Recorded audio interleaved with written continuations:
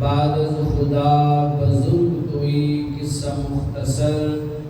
اور کی محمد سے وفا نے تو ہم تیرے ہیں، یہ جہاں چیز ہے کیا لوح و قلم تیرے ہیں، لی خمسۃ اطفی بہا حر الوباء الحاتمہ المصطفیٰ والمرتضیٰ وابناہما والفاطمہ،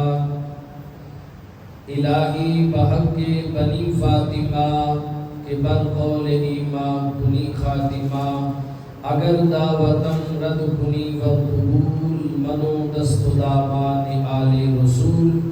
اللہ تبارک و تعالیٰ کی حمد و ثنا کے بعد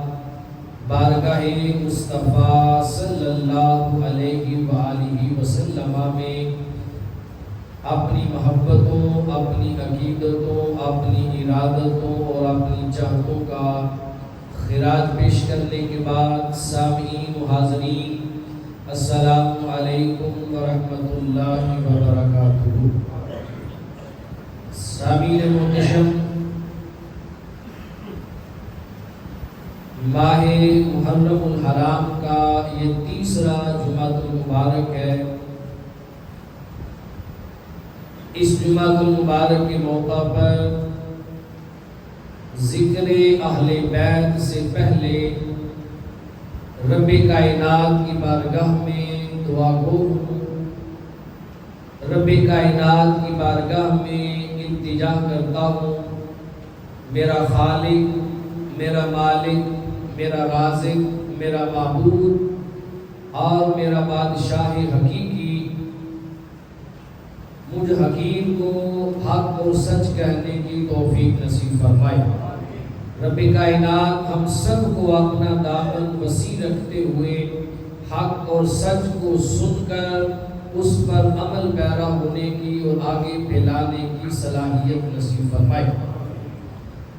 رب لم یزل کی بارگاہ میں دعا گو ہوں، رب کائنات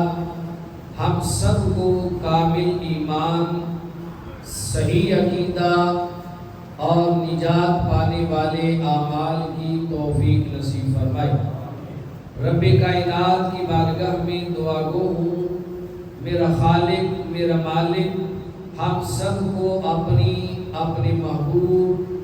محبوب کی اہل بیت اور کل اصحاب کی محبت نصیب فرمائے۔ سامعین و حاضرین، پچھلا جمعۃ المبارک چونکہ 10 محرم الحرام کو تھا، اس جمعۃ المبارک کے موقع پر امام عالی مقام امام حسین رضی اللہ تعالی عنہ کی شہادت کا ہم نے مختصر تذکرہ کیا تھا۔ آج کی گفتگو میں خاندان مصطفیٰ، اہل بیت مصطفیٰ اور آل مصطفیٰ، اولاد مصطفیٰ صلی اللہ علیہ وسلم کی عظمت و شان کے چند پہلو میں آپ کے سامنے اجاگر کروں گا۔ رب کائنات ہمیں ان نفوس قدسیہ کی کامل محبت نصیب فرمائے اور رب کائنات زندگی بھر ان نفوس قدسیہ کا ہمیں ادب نصیب فرمائے۔ رب کائنات نے قرآن مجید کے اندر سورہ احزاب کی آیت نمبر 33 کے اندر اپنے محبوب صلی اللہ علیہ وسلم کے گھر والوں کا تذکرہ فرمایا، اور اس سے قبل اور اس کے بعد کل ملا کر 7 آیت کریمہ ایسی ہیں جو اللہ تبارک و تعالیٰ نے اپنے محبوب صلی اللہ علیہ وسلم کی ازواج کی شان میں نازل فرمایا۔ 7 آیت کریمہ حضور علیہ السلام کی ازواج مطہرات کی شان میں نازل فرمائی، اور انہی 7 آیات کے دامن میں، انہی 7 آیات کے وسط کے اندر رب کائنات نے اپنے محبوب علیہ السلام کے گھر والوں کی عظمت اور شان اور ان کے مقام اور ان کی پاکی اور تطہیر کو خود بیان فرمایا۔ اسی لیے سیدنا حضرت رحمت اللہ تعالی علیہ کے بھائی امام حسن رضا خان بریلوی رحمت اللہ تعالی علیہ وہ فرماتے ہیں کہ خدائے پاک جن کی پاکی کا کرتا ہے بیان، خدائے پاک جن کی پاکی کا کرتا ہے بیان، آیت تطہیر سے ظاہر ہے شان اہل بیت۔ یہی آیت تطہیر ہے جس کی میں نے تلاوت کی، اور اہل بیت سے گستاخیاں بے باقیاں، اہل بیت سے گستاخیاں بے باقیاں، لعنت اللہ علیکم دشمنان اہل بیت۔ اعلیٰ حضرت رحمت اللہ تعالی علیہ کے بھائی امام حسن رضا خان صاحب نے اسی آیت کریمہ پہ یہ شعر لکھا۔ رب کائنات نے فرمایا انما یرید اللہ لیذہب عنکم الرجس اہل البیت ویطہرکم تطہیرا۔ اے میرے محبوب صلی اللہ علیہ وآلہ وسلم کے گھر والوں، کتنا پیارا انداز ہے رب کائنات کے اس خطاب کا۔ اے میرے محبوب کے گھر والوں، رب چاہتا ہے کہ تم سے ناپاکی کو ہمیشہ ہمیشہ کے لیے دور فرما دے۔ ہر قسم کی ناپاکی، چاہے گناہوں کی ہو چاہے کوئی اور ہو، اللہ تعالیٰ یہ چاہتا ہے کہ ناپاکی کو تم سے ہمیشہ کے لیے اللہ دور فرما دے۔ وَيُطَهِّرَكُمْ تَطْهِيرًا، اور رب کائنات تمہیں مکمل پاک صاف اور ستھرا فرما دے۔ اب جمہور اہل سنت کا مسلک اور عقیدہ یہ ہے کہ کل انبیاء علیہ السلام معصوم عن الخطا ہے، کسی نبی سے خطا نہیں ہو سکتی۔ نبی کے بارے میں خطا کا تصور بھی کرنا گناہ،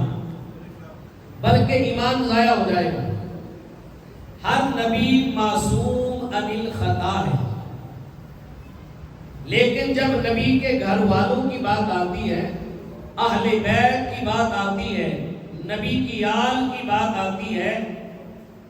تو اس بارے میں قرآن کی اس آیت کریمہ کے تحت جمہور اہل سنت کا موقف یہ ہے جیسے انبیاء علیہ السلام معصوم عن الخطا ہے، اسی طرح اہل بیت مصطفیٰ محفوظ عن الخطا ہے۔ انبیاء کو رب نے خطاؤں سے معصوم رکھا اور اہل بیت کو رب کائنات نے خطاؤں سے محفوظ رکھا۔ وَيُطَهِّرَكُمْ تَطْهِيرًا، قرآن کہتا ہے کہ اللہ پاک نے انہیں مکمل پاک صاف اور شفاف کر دیا، ان سے خطائیں نہیں ہوتی، اللہ نے انہیں محفوظ کر دیا خطا سے۔ یہ اہل بیت مصطفیٰ کی شان اقدس ہے۔ سیدہ طیبہ طاہرہ عابدہ زاہدہ فاطمہ الزہرا سلام اللہ علیہا اپنے گھر میں موجود ہے، 15 رمضان المبارک ہے، آپ کی دائیہ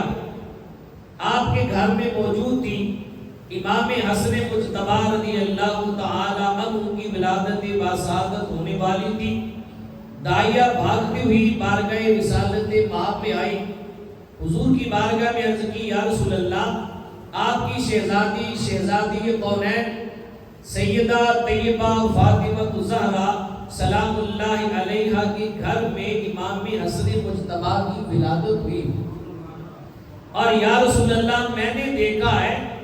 جب ولادت ہوئی ہے تو ولادت ہونے کی وجہ سے جو ولادت کے ایام ہوتے ہیں ان ایام کے اندر خواتین روزہ نہیں رکھ سکتی، روزہ ان کو منع ہوتا ہے۔ اگر کسی نے پہلے رکھا ہو تو روزہ ٹوٹ جاتا ہے، وضو ٹوٹ جاتا ہے خون نکلنے سے۔ وہ دائیہ سے کہنے لگی، یا رسول اللہ، امام حسن مجتبی شہزادی کونین کی گود میں جلوہ گر ہوئے ہیں، ولادت باسعادت ہوئی ہے، میں نے دیکھا کہ ولادت کے بعد آپ کی شہزادی سیدہ فاطمہ الزہرا سلام اللہ علیہا نے نماز پڑھی ہے، نہ ان کا وضو ٹوٹا ہے نہ ان کا روزہ ٹوٹا ہے، آقا وہ مصلی پہ کھڑے ہو کے نماز پڑھ رہی تھی، نماز پڑھ رہی تھی۔ تاجدار کائنات نے فرمایا، اے بی بی، یہ یہ میرے گھر والے ہیں، یہ میری شہزادی اور میری بیٹی ہے، جن کے بارے میں رب کائنات نے وَيُطَهِّرَكُمْ تَطْهِيرًا کا اعلان کیا ہے کہ رب کائنات نے انہیں ہر ناپاکی سے پاک کر دیا، انہیں ہر ناپاکی سے رب کائنات نے پاک اور صاف کر دیا ہے۔ ہر خاتون پہ یہ دن آتے ہیں پاکی ناپاکی والے، لیکن سیدہ کائنات تیری پاکی پہ قربان، تیری پاکی کا اعلان رب کائنات نے خود آیت تطہیر میں قرآن مجید میں سورہ احزاب کی آیت نمبر 33 میں فرمایا۔ یہ اہل بیت کی شان ہے۔ اب دیکھیں کس قدر ان کی پاکی و تطہیر فرمائی گئی۔ قرآن مجید اٹھائے، دوسری سورت ہے سورہ بقرہ، پہلا پارہ ہے، آیت نمبر 124 اور 25 کا فصل ہے۔ ابراہیم علیہ السلام نے کعبہ اللہ کی تعمیر فرمائی۔ جب تعمیر ہو گئی، حکم ہوا میرے ابراہیم میرے گھر کی تعمیر مکمل کر لی۔ جی باری تعالیٰ تعمیر ہو گئی۔ فرمایا واحد الی ابراہیم و اسماعیل ان طہر بیتی للطائفین والعاکفین والرکع السجود۔ اے میرے ابراہیم اور اے اسماعیل علیہ السلام، اللہ تعالیٰ تم دونوں سے تاکیدی وعدہ لیتا ہے، تمہیں تاکیدی حکم فرماتا ہے کہ تم دونوں نے میرے گھر کعبہ اللہ کو طواف کرنے والوں کے لیے اور اعتکاف کرنے والوں کے لیے اور رکوع کرنے والوں کے لیے اور سجود کرنے والوں کے لیے پاک اور صاف کرنا۔ اندازہ لگائیں، رب کا گھر ہے، رب تعالیٰ کا اپنا گھر ہے، اپنے گھر کی پاکی کے لیے رب نے جسے منتخب فرمایا اس کا نام ابراہیم علیہ السلام ہے، اس کا نام اسماعیل علیہ السلام ہے۔ اپنے گھر کی پاکی کا بیان آیا تو فرمایا ہے میرے ابراہیم، میرے گھر کی پاکی صفائی و ستھرائی کا جو معاملہ ہے وہ میں تیرے کندھوں پہ ڈالتا ہوں، اسماعیل علیہ السلام کے کندھوں پر ڈالتا ہوں۔ کہا میرے گھر کی پاکی کا خیال تو نے کرنا ہے، میرے گھر کی صفائی کا خیال اسماعیل علیہ السلام نے کرنا ہے۔ تو اپنے گھر کو پاک کرنا تھا تو پاکی کے لیے ابراہیم علیہ السلام کو منتخب کیا، اسماعیل علیہ السلام کو منتخب کیا۔ لیکن جب مصطفیٰ کے گھر کی پاکی کی بات آئی، جب میرے محبوب کی اہل بیت کی پاکی کی بات آئی تو فرمایا وہ میرا گھر تھا، اس کی پاکی میں نے ابراہیم علیہ السلام اور اسماعیل علیہ السلام کے کندھوں پر ڈالی۔ اے میرے محبوب، اب تیرے گھر کی پاکی کی بات ہے، رب کائنات تیرے گھر والوں کی پاکی کا اعلان خود فرماتا۔ وَيُطَهِّرَكُمْ تَطْهِيرًا، اے میرے محبوب کے گھر والوں، رب کائنات چاہتا ہے کہ تم سے ہر قسم کی ناپاکی کو ہمیشہ کے لیے دور فرما دے اور تمہیں پاک صاف اور ستھرا فرما دے۔ اپنے گھر کی پاکی تھی تو پاکی کا حکم ابراہیم علیہ السلام کو دیا، لیکن مصطفیٰ کی اہل بیت کو پاک کرنا تھا تو فرمایا اب محبوب کی اہل بیت کو پاک میں خود کروں۔ ابراہیم علیہ السلام نے کعبہ اللہ کو پاک کیا، صاف کیا، اسماعیل علیہ السلام نے پاک اور صاف کیا۔ رب کے حکم پر ابراہیم علیہ السلام نے اتنا پاک کیا جتنی ابراہیم علیہ السلام کی طاقت تھی، اسماعیل علیہ السلام نے اتنا پاک کیا جتنی اسماعیل علیہ السلام کی طاقت تھی۔ لیکن جب بات مصطفیٰ کی اہل بیت کی آتی ہے تو فرمایا ابراہیم علیہ السلام نے میرے گھر کو اتنا پاک کیا جتنی ابراہیم علیہ السلام کی طاقت تھی، اب میں اہل بیت مصطفیٰ کو اتنا پاک کروں گا جتنی میری قدرت ہے، جتنی میری قدرت ہے۔ خدا نے اپنا گھر ابراہیم علیہ السلام اور اسماعیل علیہ السلام کے سپرد کیا، انہوں نے اپنی طاقت کے مطابق اس کو پاک اور صاف کیا۔ رب نے اہل بیت مصطفیٰ کی تطہیر اپنی قدرت کے مطابق فرمائی۔ اب رب کی قدرت کا اندازہ نہیں ہے، کوئی اندازہ لگا نہیں سکتا، اس لیے اہل بیت مصطفیٰ کا گھرانہ ایسا پاک گھرانہ ہے کہ ان کی پاکی کا بھی کوئی بندہ اندازہ نہیں لگا سکتا۔ اسی لیے امام حسن رضا خان نے کہا تھا کہ خدائے پاک کرتا ہے جن کی پاکی کا بیان، خدائے پاک کرتا ہے جن کی پاکی کا بیان، آیت تطہیر سے ظاہر ہے شان اہل بیت۔ فقط اس آیت کریمہ کو لے لیں تو آیت تطہیر سے حضور کی اہل بیت کی شان نکھر کر سامنے آ جاتی ہے۔ اللہ پاک ان پاکوں کا بیان ہمیں کثرت سے کرتے رہنے کی توفیق نصیب فرمائے۔ یاد رکھیں تاجدار کائنات صلی اللہ علیہ وسلم کی اہل بیت وہ خاندان، وہ گھرانہ، وہ نفوس قدسیہ ہیں کہ جن کا ذکر کرنے والی زبانیں بھی پاک ہو جاتی ہیں، جن کا ذکر سننے والے کان بھی پاک ہو جاتے ہیں۔ ان پاک ہستیوں کا ذکر پاک لوگ کرتے ہیں اور پاک لوگ سنتے ہیں، یہ پاکوں کے نصیب میں آیا ہے۔ اندازہ لگائیں ان کا ذکر کرنے والے جب پاک ہو جاتے ہیں تو ان کی ذات میں رب کائنات نے کتنی پاکی رکھی ہوگی، رب کائنات نے کتنی پاکی رکھی ہوگی۔ قرآن میں جا بجا آیا ہے فَاجْتَنِبُوا الرِّجْسَ، ناپاکی سے دور رہو، فَاجْتَنِبُوا الرِّجْسَ، اے ایمان والو ناپاکی سے دور رہو،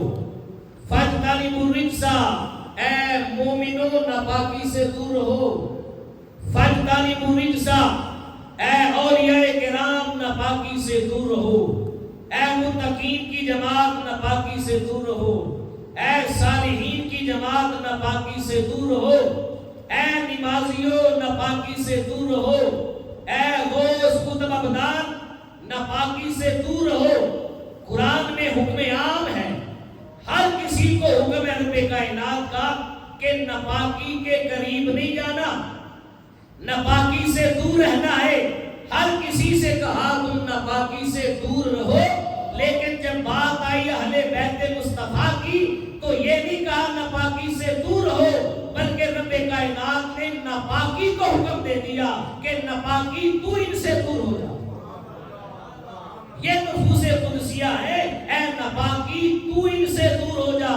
رب کائنات نے وَيُطَهِّرَكُمْ تَطْهِيرًا، ہر قسم کی ناپاکی کو اہل بیت مصطفیٰ سے دور فرما دیا۔ کتنا پاک اور ستھرا کیا ہے رب کائنات نے اپنے محبوب کے گھرانے میں۔ جسے محبوب بنایا جاتا ہے پھر اس کے بچے بھی محبوب ہوتے ہیں، اس کی آل اولاد محبوب ہوتی ہے۔ تو رب کائنات کو اپنے محبوب سے کس قدر محبت ہے ہر کوئی جانتا ہے۔ رب کے محبوب ہیں تو پھر رب کے محبوب کا جو گھرانہ ہے، جو اہل بیت ہے، رب کائنات کو اپنے محبوب کے گھر والوں سے کتنی محبت ہوگی۔ اللہ اکبر کبیرہ، اللہ اکبر کبیرہ۔ آپ دیکھیں یہ آیت کریمہ، آیت تطہیر جو سورہ احزاب 22واں پارہ آیت نمبر 33، اس آیت کریمہ کا نزول حضور علیہ السلام کی زوجہ محترمہ حضرت سیدہ ام سلمہ رضی اللہ تعالی عنہ کے گھر میں ہوا، اور بھی متعدد طرق سے روایات بہت ساری کتب حدیث میں آئی ہیں، حدیث مشہورہ ہے، جامع ترمذی کے اندر ہے، صحیح مسلم کے اندر ہے، امام حاکم نے اس کو بیان کیا، امام نسائی نے بیان کیا، امام ترمذی نے بیان کیا، بہت ساری کتب حدیث میں یہ روایت آئی۔ صحیح مسلم کی روایت آپ کو بتا رہا ہوں۔ سیدہ ام سلمہ رضی اللہ تعالی عنہ فرماتی ہیں آقا دو جہاں صلی اللہ علیہ وسلم میرے گھر میں موجود تھے۔ سیدہ کائنات سیدہ فاطمہ الزہرا سلام اللہ علیہا تشریف لائی، پھر حسنین کریمین امام حسن مجتبی اور امام حسین رضی اللہ تعالی عنہ بھی تشریف لائے۔ حضور علیہ السلام کے پاس ایک چادر مبارک تھی، تاجدار کائنات نے اپنے کندھوں سے وہ چادر اتاری جو جس میں نبوت کے ساتھ مس تھی، اور جس میں نبوت سے نہ جانے کب سے برکتیں حاصل کر رہی تھی، اس چادر کو اپنے جسم نبوت سے اتارا، اپنی بیٹی سیدہ کائنات سیدہ فاطمہ الزہرا کو بلایا، اس چادر کے نیچے بٹھا لیا۔ پھر امام حسین بچپنا تھا، ان کو بلایا، اپنے ایک زانو پر بٹھا لیا۔ امام حسن مجتبی کو بلایا، ان کو اپنے دوسرے زانو پر بٹھا لیا۔ کبھی اتنی دیر ہوئی تھی کہ مولا کائنات مشکل کشا علی المرتضی شیر خدا رضی اللہ تعالیٰ عنہ بھی تشریف لے آئے۔ حضور نے انہیں بھی اپنی چادر کے اندر چھپا لیا، اپنی چادر میں انہیں بھی چھپا لیا، اپنی چادر کے اندر ان نفوس قدسیہ کو چھپایا۔ یہ 4 احباب تھے، 5ویں ذات میرے مصطفیٰ کی تھی، ان کو چادر کے اندر چھپا کر تاجدار کائنات نے یہ آیت کریمہ پڑھی، انما یرید اللہ لیذھب عنکم الرجس اہل البیت ویطہرکم تطہیرا۔ یہ اعلان تو رب کائنات نے کیا ہے اہل بیت کی تطہیر کا۔ اب تاجدار کائنات نے انہیں چادر میں چھپا کر رب کی بارگاہ میں ہاتھ اٹھائے، عرض کی باری تعالیٰ ہؤلاء اہل بیتی، باری تعالیٰ یہ میری اہل بیت ہے۔ ایک روایت کے الفاظ ہیں، عرض کی باری تعالیٰ ہؤلاء اہل بیتی، یہ میری اہل بیت ہے، میں ان سے راضی ہوں، اے اللہ تو بھی ان سے راضی ہو جا، میں ان سے محبت کرتا ہوں، اے اللہ تو بھی ان کے ساتھ محبت کر۔ یہ جملہ اللہ کی بارگاہ میں دعائیہ جملہ بول کر تاجدار کائنات نے عرض کی باری تعالیٰ فاذھب عنکم الرجس، اے اللہ میری اس اہل بیت سے ناپاکی اور پلیدگی کو ہمیشہ کے لیے دور فرما۔ اب محدثین فرماتے ہیں رب کائنات نے ناپاکی اور پلیدگی کو اہل بیت سے ہمیشہ کے لیے دور فرما دیا ہے۔ اہل بیت کا ذکر وہ ذکر ہے جو ہمیشہ پاکوں کی زبان پر آتا ہے۔ اہل بیت کا ذکر وہ ذکر ہے جس کے ساتھ جڑ جاتا ہے اسے پاک بنا دیتا ہے۔ اس لیے کہ ان کی پاکی کا اعلان رب کائنات نے کیا، ان کی پاکی کی دعا رسول اعظم نے مانگی۔ یہ ماجرا سیدہ ام سلمہ رضی اللہ تعالی عنہ دیکھ رہی تھی۔ آپ قریب ہوئی، عرض کی یا رسول اللہ وانا معہم یا نبی اللہ، اے اللہ کے نبی میں بھی ان کے ساتھ ہوں، یہ 5 چادر میں ہیں، انا معہم یا نبی اللہ، اے اللہ کے نبی میں بھی ان کے ساتھ ہوں، چادر میں آ جاؤں؟ تو تاجدار کائنات صلی اللہ علیہ وسلم نے فرمایا انتی علی مکانک، اے ام سلمہ رضی اللہ تعالی عنہ تو اپنی جگہ پر قائم رہ، انتی علی خیر، اس لیے کہ تو بڑے بہتر مقام پر فائز ہے، بڑے بہتر مقام پر فائز ہے، تو میری زوجہ ہے، بہتر مقام پر فائز ہے، اپنی جگہ پر ہو۔ ان کو بھی تاجدار کائنات نے بہتر مقام پر فائز فرما دیا۔ اب اس حدیث پاک کو دیکھ کر بعضوں نے یہ مبالغہ کیا اور کہا کہ حضور کی اہل بیت میں صرف یہ ہستیاں شامل ہیں جو حضور کی چادر کے نیچے آئی، جنہیں 5 تن پاک کہا جاتا ہے، یہی اہل بیت ہے، اس کے علاوہ اہل بیت نہیں۔ لیکن نہیں، جمہور اہل سنت کا موقف یہ ہے کہ حضور علیہ السلام کی تمام تر ازواج مطہرات حضور کی اہل بیت میں ہیں، اسی طرح حضور علیہ السلام کی اولاد بھی اہل بیت ہے۔ مولا کائنات مولا علی شیر خدا رضی اللہ تعالی عنہ، سیدہ فاطمہ الزہرا سلام اللہ علیہا، امام حسن مجتبی، امام حسین رضی اللہ تعالی عنہ اور حضور کی تمام ازواج مطہرات یہ اہل بیت میں شامل ہیں، اس لیے کہ جس آیت میں اللہ پاک نے ان کی پاکی کا بیان فرمایا ہے، یہ میں نے پہلے بتا دیا، 7 آیتیں رب کائنات نے حضور کی ازواج مطہرات کی شان میں نازل فرمائی، انہی 7 آیتوں کے درمیان میں پھر ضمناً یہ آیت بھی آئی، ان کے درمیان میں اس کو بیان فرمایا۔ یہ آپ کی پاکی، پھر آئیں آگے دیکھیں اللہ نے ہستیوں کو کس قدر پاک پیدا فرمایا۔ ابو سعید خدری رضی اللہ تعالی عنہ صحابی رسول آپ روایت فرماتے ہیں، فرمایا جب اللہ پاک نے آیت تطہیر نازل فرمائی جس میں اہل بیت کا ذکر آیا، ان کی پاکی کا بیان آیا تو رب کائنات نے یہ بیان فرما دی۔ اس کے بیان کے بعد، اس آیت کے نزول کے بعد ابو سعید خدری رضی اللہ تعالیٰ عنہ صحابی رسول فرما رہے کہ 40 دن تک، ایک دو دن نہیں،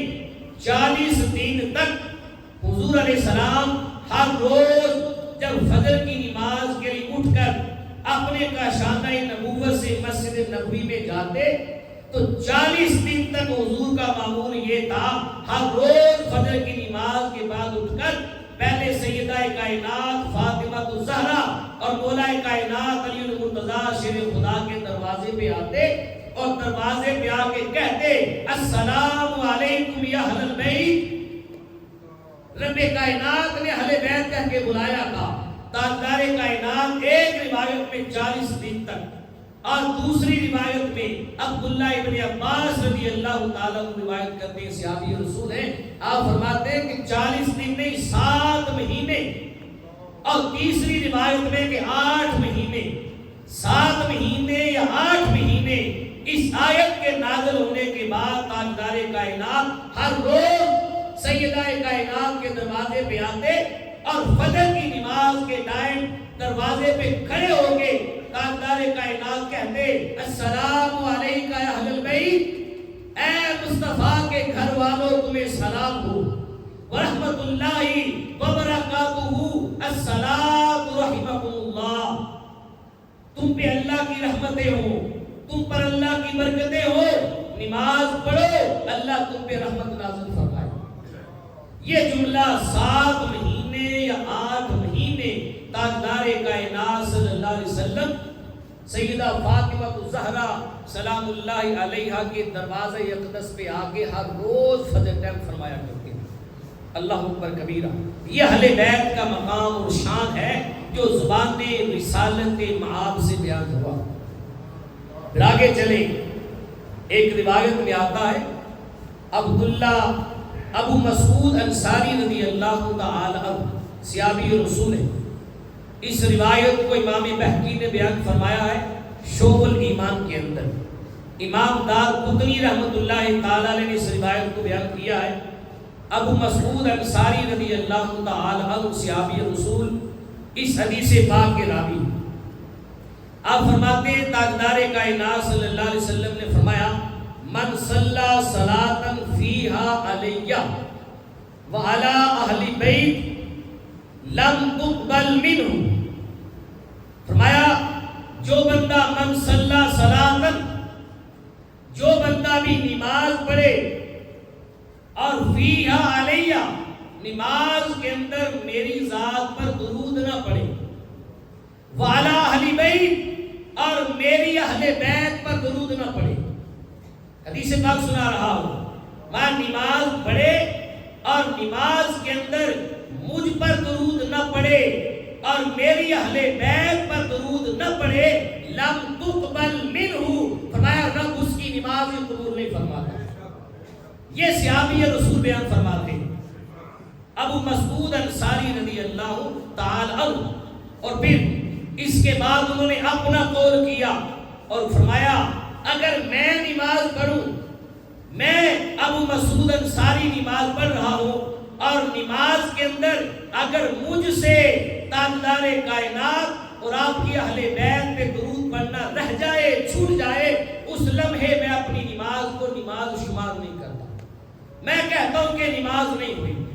یہ اہل بیت کی محبت ہے جو تاجدار کائنات نے بیان فرمائی۔ اہل بیت کی محبت نہ جانے کیوں ہم سے دور رکھی جاتی ہے، کیوں لوگ بیان نہیں کرتے، کیوں لوگ اس شعور کو بیدار نہیں کرتے۔ تاجدار کائنات نے ان نفوس قدسیہ کی محبت کو عین عبادت قرار دیا، عین عبادت قرار دیا ان کی محبت کو۔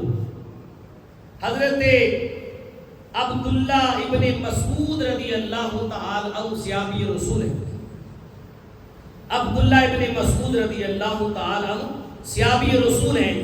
آپ روایت فرماتے ہیں اور فرماتے ہیں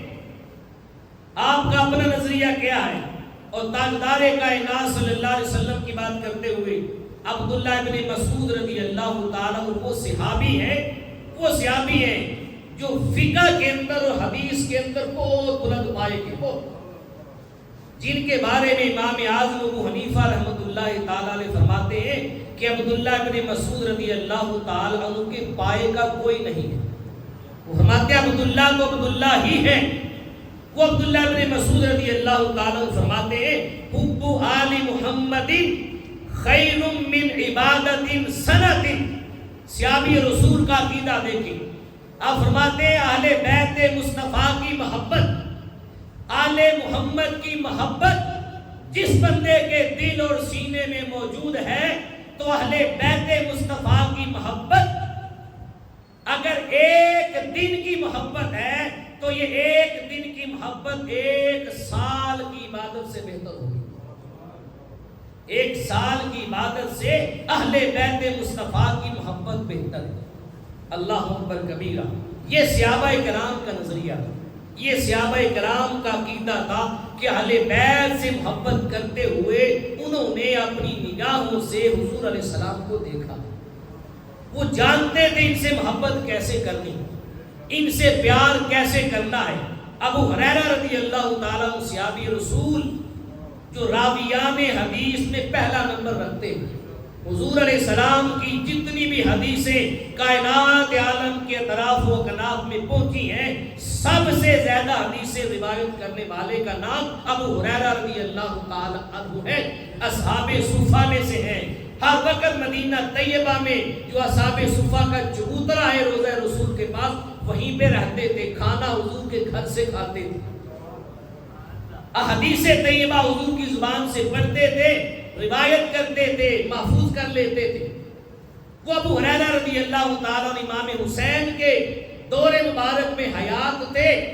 امام حسین ایک مرتبہ کسی جنازے میں شامل ہونے کے لیے آئے تو ابو ہریرہ رضی اللہ تعالیٰ عنہ کے بارے میں آتا ہے،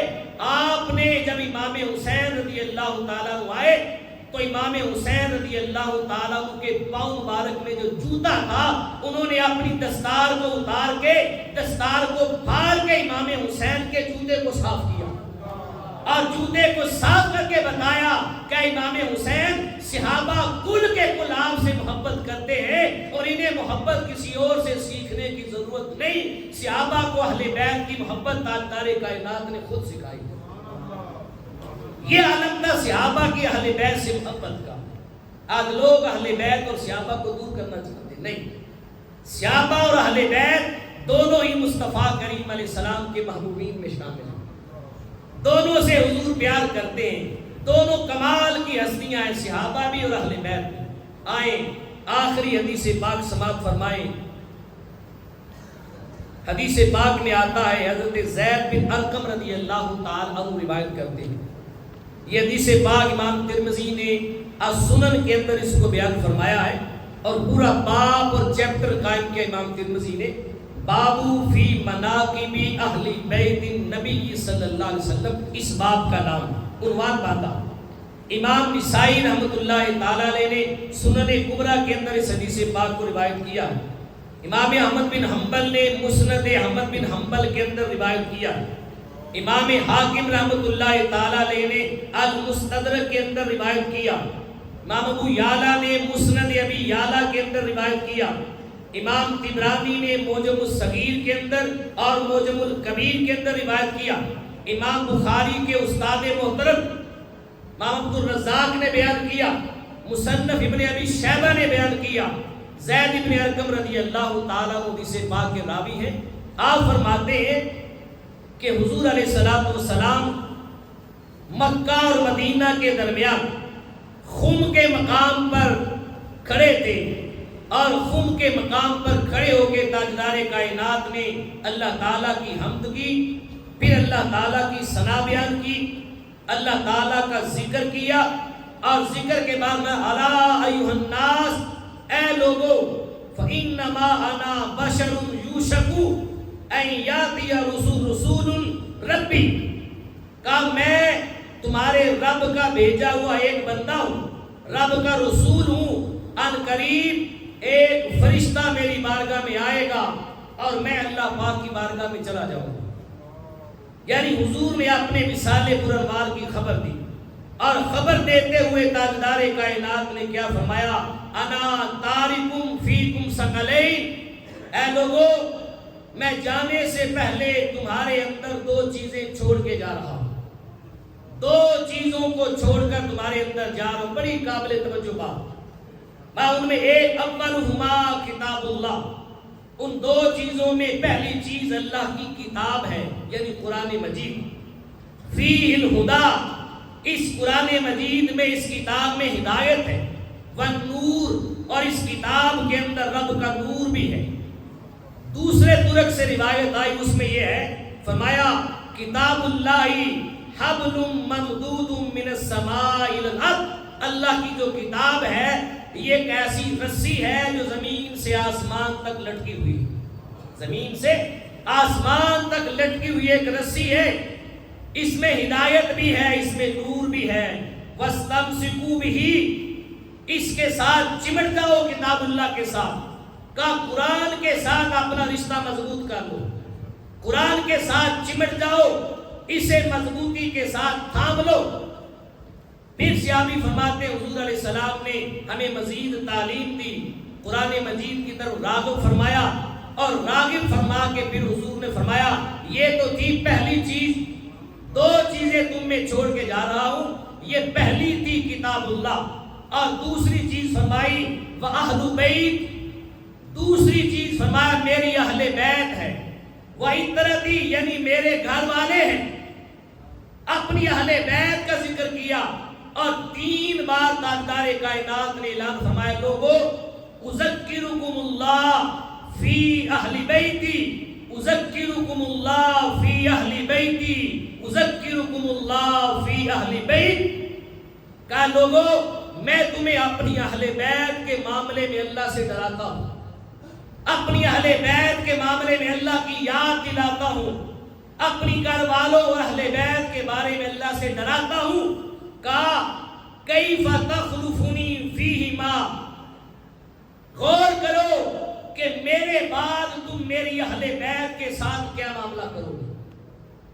میں تمہیں اللہ سے ڈرا رہا ہوں کہ میری اہل بیت کے ساتھ میرے جانے کے بعد تم کیا معاملہ کرتے ہو۔ یہ دو چیزیں تاجدار کائنات نے بیان فرمائی،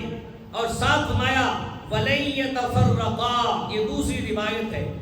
کتاب اللہ اور اہل بیت، ان دو چیزوں کا بیان فرمایا، یہ دو چیزیں تم میں چھوڑ کر جا رہا ہوں۔ ایک روایت کے الفاظ ہیں لن تضلوا بعدی،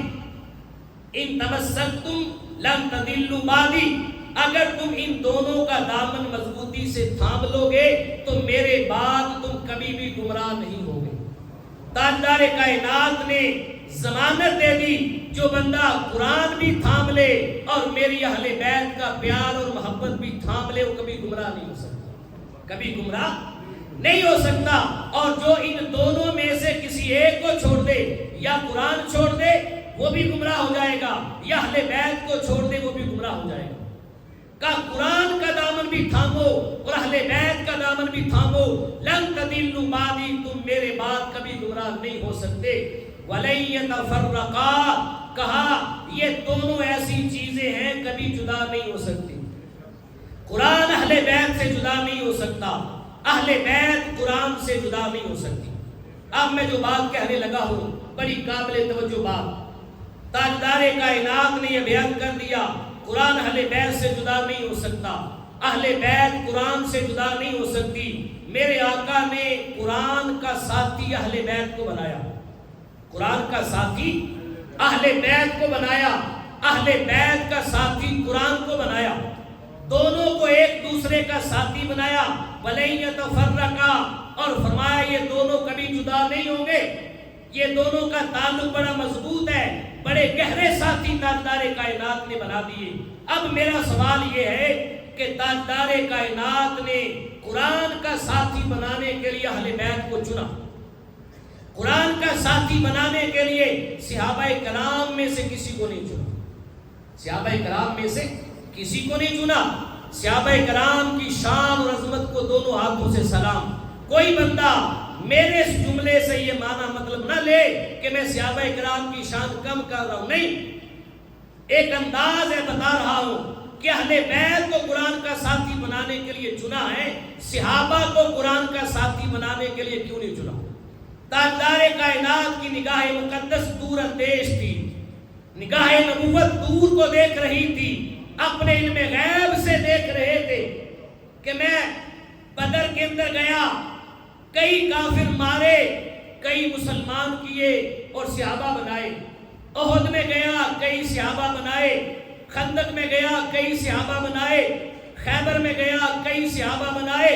تبوک میں گیا کئی صحابہ بنائے، پیٹ پہ پتھر باندھ باندھ کر صحابہ بنائے، مکہ فتح کیا کئی صحابہ بنائے، 2000 افراد فتح مکہ کے دن مسلمان کیے صحابی بنائے، قبائل کو فتح کیا کئی صحابی بنائے، کہ ساری زندگی میں نے صحابہ بنائے، ایک عظیم جماعت صحابہ کی چشم فلک نے دیکھی مدینہ طیبہ کے اندر، 1.25 لاکھ کے قریب صحابہ بنائے۔ آج قرآن کو ساتھی دینے کی ضرورت تھی تو مصطفیٰ نے قرآن کا ساتھی اہل بیت کو چنا، صحابہ کو نہیں چنا، اس لیے کہ تاجدار کائنات کی نگاہ پاک دیکھ رہی تھی میرے جانے کے بعد پہلے ہی سال میں کئی صحابہ شہید ہوں گے جنگ یمامہ کے اندر، پھر دوسرے سال میں کئی شہید ہو جائیں گے، اس طرح کرتے کرتے کرتے 100 سال کے اندر جا کر کئی صحابہ دنیا سے پردہ فرما جائیں گے، اور 150-200 سال کے بعد جا کر میرا کوئی صحابی دنیا میں موجود نہیں ہوگا، سارے صحابہ پردہ فرما چکے ہوں گے، اور قرآن کا چیلنج ہے، قرآن کوئی مٹا نہیں سکتا، قرآن نے صبح قیامت تک باقی رہنا ہے، اور قیامت تک قرآن رہے گا۔ اب قرآن کو